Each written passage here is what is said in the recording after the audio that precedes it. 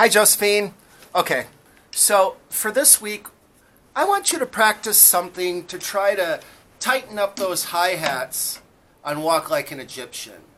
The notes that I got from John in the band rehearsal indicate that we might want to do something that slightly simplifies that moment so that is a little tighter during that part of the song where it has to stop and you're in the hi-hat moments and they say, walk like an Egyptian. So, we were doing the 16th notes, or we were counting them that way at least. 1 ienda, 2 ienda, 3 ienda, 4 ienda. And I want you to think about that as 1 and 2 and 3 and 4 and. We briefly talked about doing this last week as a possibility. I think I want you to try it this week, practicing it and at band rehearsal to see if we can tighten up that moment. We might even be able to add a tambourine part that someone can play as like an auxiliary percussion part on the side to keep that going. Kind of like how I was playing the tambourine the other day while we were playing along to it. I might even do that at the show. So here's what I had in mind. I am going to play an example for you of what I mean there, and I'm going to want you to accent one of the hi-hats. Okay, let me get behind the drums here so you can see what I'm talking about.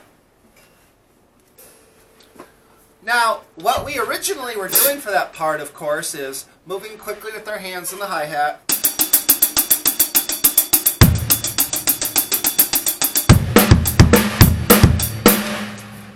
You can still practice that if you want. I don't know if you remember, but we talked about you maybe doing an exercise on the snare of the practice pad for a long period of time where you're just alternating your sticks.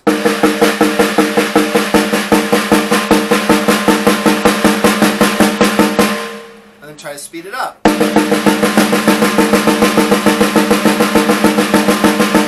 And then move it to the hi-hat. You can keep working on that. But this is the idea I had in mind to try at the band rehearsal and practice this week. Instead of this, we're going to go like this.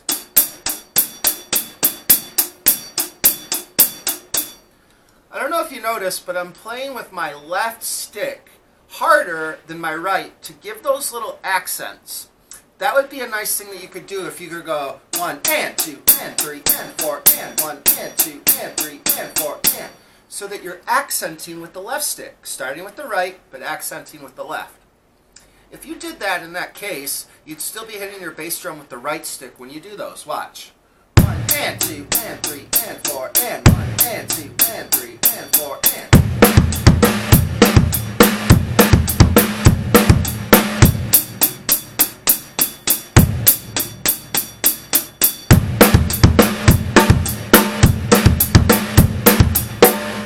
You have options here. You could either go into the hi-hats that way where you're alternating the sticks, right, left, right, left, right, left, right, left. Or you could just keep those hi-hats going with the right stick. Because if you think about it, that's the same pace and speed that you're doing the hi-hats during the actual beat. I'll show you what I mean.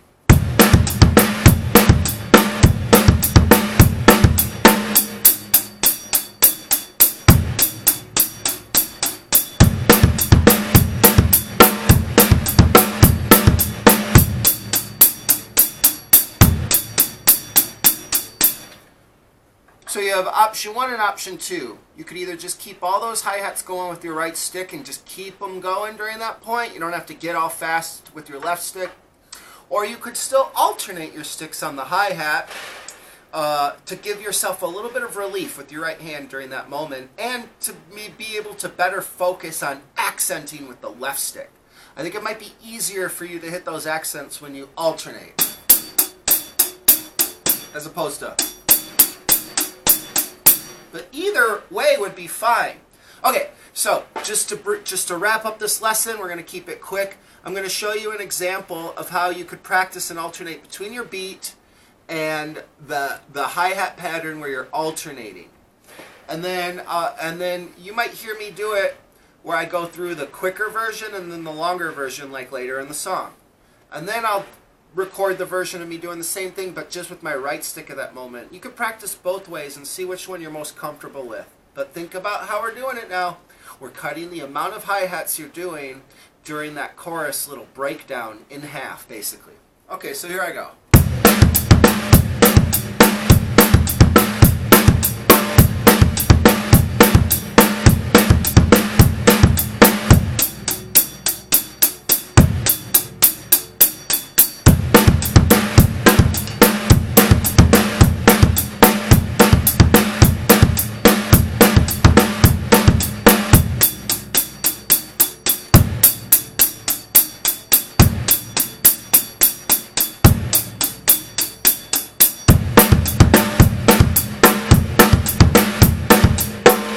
Okay, now I'll quickly do the exact same thing, but I'll just be using my right stick on all those hi-hats like you'll see. Watch.